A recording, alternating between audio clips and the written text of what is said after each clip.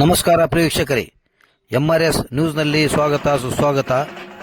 Yadgir PSI Parashuram ಚಲವಾದಿಯವರಿಗೆ ಆದ ಅನ್ಯಾಯವನ್ನು ಖಂಡಿಸಿ ಕರ್ನಾಟಕ ದಲಿತ ವಿಮೋಚನಾ ಸಮಿತಿಯು ಮೆರವಣಿಗೆ ಮುಖಾಂತರ ಮಾನ್ಯ ತಹಶೀಲ್ದಾರ್ ಸಾಹೇಬರ ಕಚೇರಿಗೆ ತೆರಳಿ ಮಾನ್ಯ ತಹಶೀಲ್ದಾರ್ ಸಾಹೇಬರ ಮುಖಾಂತರ ಮಾನ್ಯ ರಾಜ್ಯಪಾಲರಿಗೆ ಹಾಗೂ ಮಾನ್ಯ ಮುಖ್ಯಮಂತ್ರಿಗಳಿಗೆ ತಹಶೀಲ್ದಾರ್ ಸಾಹೇಬರ ಮುಖಾಂತರ ಮನವಿಯನ್ನು ಸಲ್ಲಿಸಲಾಯಿತು.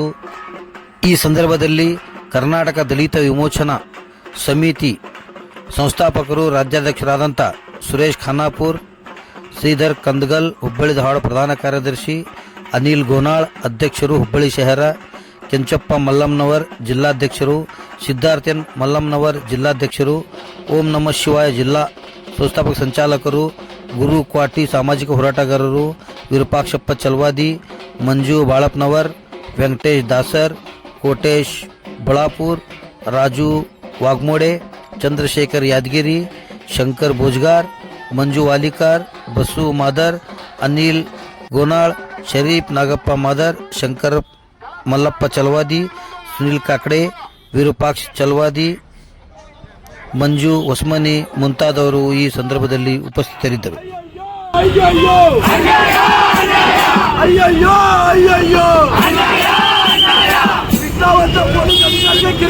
ರಾಜ್ಯ ಸರ್ಕಾರಕ್ಕೆ, ಕರ್ನಾಟಕ ಸರ್ಕಾರಕ್ಕೆ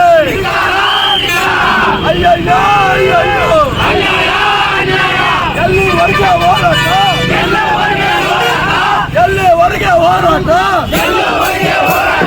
ಯಾತಕ್ಕಾಗಿ ಹೋರಾಟ, ಯಾತಕ್ಕಾಗಿ ಹೋರಾಟ, ಕರ್ನಾಟಕ ದಲಿತ ವಿಮೋಚನಾ ಸಮಿತಿ ಹೋರಾಟಕ್ಕೆ, ಕರ್ನಾಟಕ ದಲಿತ ವಿಮೋಚನಾ ಸಮಿತಿ ಹೋರಾಟಕ್ಕೆ, ಬಾಬಾ ಸಾಹೇಬ್ ಅಂಬೇಡ್ಕರ್ ಅವರಿಗೆ, ಬಾಬಾ ಸಾಹೇಬ್ ಅಂಬೇಡ್ಕರ್ ಅವರಿಗೆ. ಅಯ್ಯಯ್ಯೋ ಅಯ್ಯಯ್ಯೋ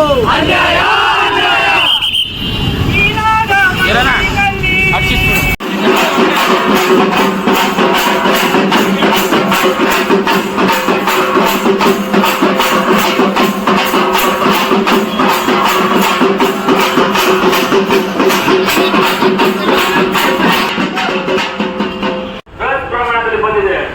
ಈ ಕಿಡಿ ನಾಡಿನಾದ ಉದ್ದಗಲಕ್ಕೂ ಶಾಸಕ ಬೇಡವಾ, ಇದು ತೀರ್ಮಾನ ಮುಖ್ಯಮಂತ್ರಿ ಗೃಹ ಮಂತ್ರಿ ಮಾಡುವಂಥದ್ದು. ದಯವಿಟ್ಟು ಸರ್ಕಾರ ಈ ಕೂಡಲೇ ಅವರನ್ನು ಬಂಧಿಸಬೇಕು. ಸರ್ಕಾರ ಏನಾದರೂ ಅವರು ಪ್ರಭಾವಿ ವ್ಯಕ್ತಿ ಎಂದು ತಿಳ್ಕೊಂಡು ಅವ್ರಿಗೇನು ಅವ್ರನ್ನ ಬಚಾವ್ ಮಾಡಕ್ಕೆ ಹೇಳ್ತಿದ್ರೆ ಕೂಡಲೇ ಅವ್ರ ವಿರುದ್ಧ ನಾವು ಹೋರಾಟ ಮಾಡಬೇಕಾಗುತ್ತದೆ. ಮತ್ತು ಇನ್ನೊಂದು ವಿಷಯ ಏನಂದ್ರ, ಪರಶುರಾಮ್ ಚಲವಾದಿ ಅವರು ಅತ್ತೆನಂತ ಹೇಳ್ತಾರೆ. ಅದು ನೇರವಾಗಿ ಅವರು ಸೋಮಣ್ಣ ಅನುಮಾನಾಸ್ಪದವಾದದ್ದು. ಈ ಅನುಮಾನ ಅನ್ನೋದು ಕೇವಲ ಮಾಧ್ಯಮ ದೃಷ್ಟಿಯಿಂದ ಆಗುತ್ತೆ. ಕೊನೆಯದು ವ್ಯವಸ್ಥಿತ ಕೊನೆಯಾಗಿದೆ. ಈ ವ್ಯವಸ್ಥೆ ಕೊನೆ ಮಾಡಿದಂತ ಸಿದ್ದಪ್ಪ ರೆಡ್ಡಿ, ಚೆನ್ನಾರೆಡ್ಡಿ ಪಾಟೀಲ್ ಹಾಗೂ ಅವ್ರ ಮಗ ತನಿಗೌಡ ಅವರು ವಿರುದ್ಧ ಈಗಾಗಲೇ ದೌರ್ಜನ್ಯದ ಕೇಸ್ ಆಗಿದೆ, ಅಟ್ರಾಸಿಟಿ ಕೇಸ್ ಆಗಿದೆ. ಮತ್ತು ಇವತ್ತೇನು ಕರ್ನಾಟಕ ದಲಿತ ವಿಮೋಚನಾ ಸಮಿತಿ ವತಿಯಿಂದ ದಲಿತರ ಒಂದು ಧ್ವನಿಯಾಗಿ ಬಡತನದಲ್ಲಿ ಬೇಗಿ ಹುಟ್ಟಿ ಯಾದಗಿರಿ ಜಿಲ್ಲೆಯಲ್ಲಿ ಒಂದು ಪಿಎಸ್ಐ ಹುದ್ದೆಯಲ್ಲಿ ಕಾರ್ಯನಿರ್ವಹಿಸುತ್ತಿರುವ ಪರಶುರಾಮ್ ಚಲವಾದಿಯವರ ಒಂದು ಸಾವು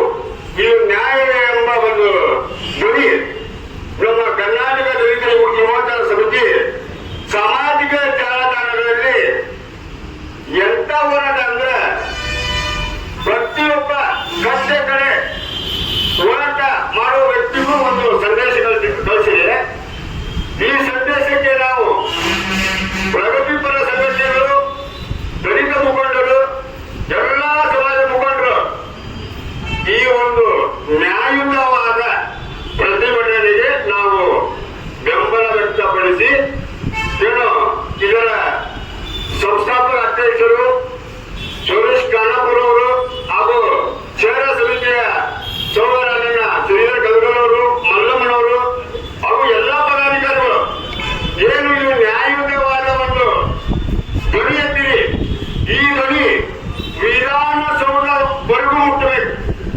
ಅಂದ್ರ ಏನು ನಮ್ಮ ದಲಿತ ಸಮುದಾಯದ ಒಂದು ಜೀವವನ್ನ ನಾವು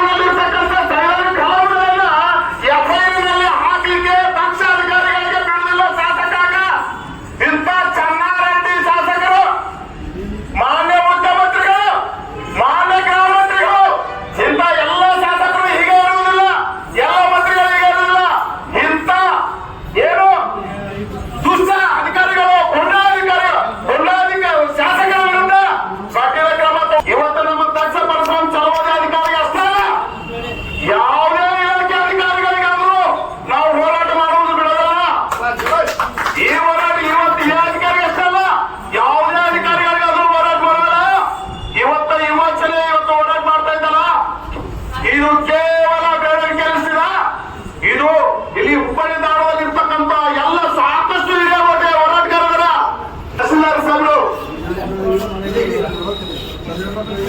ನೀವು ಕಾನೂನಿನ ಅಡಿಯಲ್ಲಿ ಏನಾರ ಇದ್ರಾಗ ಬಚಾವಾಗಲಿಕ್ಕೆ ಚಾರ್ಜ್ ಶೀಟ್ನೊಳಗೆ ತಗಲ ಬದ್ಲಿ ಏನಾರ ಮಾಡಿದ್ರೆ ಮುಂದೆ ಒಂದು ವಾರದೊಳಗೆ ನಿಮ್ಮ ಹಕ್ಕಿಕತ್ತಿ ತಿಳಿದೈತಿ. ಅಂತ ಏನಾರ ಹಕ್ಕಿಕತ್ತಿ ತಿಳಿದ್ರೆ ಈಗ 18 ತಿಂಗಳ ಸರ್ಕಾರ ಆಗೈತಿ, ಮುಂದೆ ಬರೀ 2 ವರ್ಷದಾಗ ಮಾತ್ರ ಬರ್ತೀರಿ. ಅವಾಗ ಕಥ ನೀವು ಮುಗಿಸಂಗಿಲ್ಲ. ನಮ್ಮ ಅಧಿಕಾರಿಗಳ ಮೇಲೆ ನೀವು ಅಧಿಕಾರ ಚಲಾಯಿಸಂಗಿಲ್ಲ. ಆ ಪವರ್ ಇಲ್ಲಿರ್ತಕ್ಕಂಥ ಎಲ್ಲ ಪ್ರಜೆಗಳಿಗೆ ಇದೆ, ವೋಟಿಂಗ್ ಪವರ್. ಆ ಪವರ್ ಕೊಟ್ಟಂತ ಬಾಬಾ ಸಾಹೇಬರು ಸಂವಿಧಾನ ಅಡಿಯಲ್ಲಿ ಅಧಿಕಾರಿಗಳಿಗೆ ನೌಕರಿಯನ್ನ ಮಾಡಲಿಕ್ಕೆ ನೀವು ಶಾಸಕಾಂಗದವರು, ಮಂತ್ರಿಗಳು ಬಿಡಬೇಕು. ಬೆಟ್ಟು ತೋರಿಸ್ರಿ ಸಾಹೇಬ್ರೆ, ನಮ್ಮ ಸಂವಿಧಾನದಲ್ಲಿ ಪವರ್ಫುಲ್. ಅವರಿಗೆ ನಾವು ಈ ಮುಖಾಂತರ ಮಾನ್ಯ ಗಣಪತ ರಾಜ್ಯಪಾಲರು ಹಾಗೂ ರಾಜಭವನ ಬೆಂಗಳೂರು ಹಾಗೂ ಮಾನ್ಯ ಮುಖ್ಯಮಂತ್ರಿಗಳು ಕರ್ನಾಟಕ ಸರ್ಕಾರ ವಿಧಾನಸೌಧ ಬೆಂಗಳೂರು ಇವರಿಗೆ ವಿಷಯ ಯಾದಗಿರಿ ಶಾಸಕ ಚೆನ್ನಾರೆಡ್ಡಿ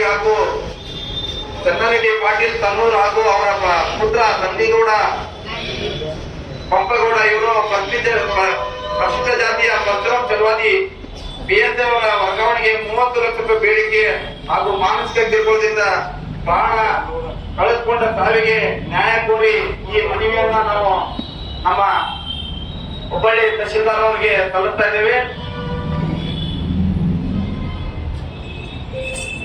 ತಹಶೀಲ್ದಾರ್ ಒಂದೆರಡು ಈ ವಿಷಯದ ಬಗ್ಗೆ ಮಾತಾಡ್ಬೇಕಂದ್ರೆ ಅವರಿಗೆ ಕೇಳ್ಕೊಂಡಿ.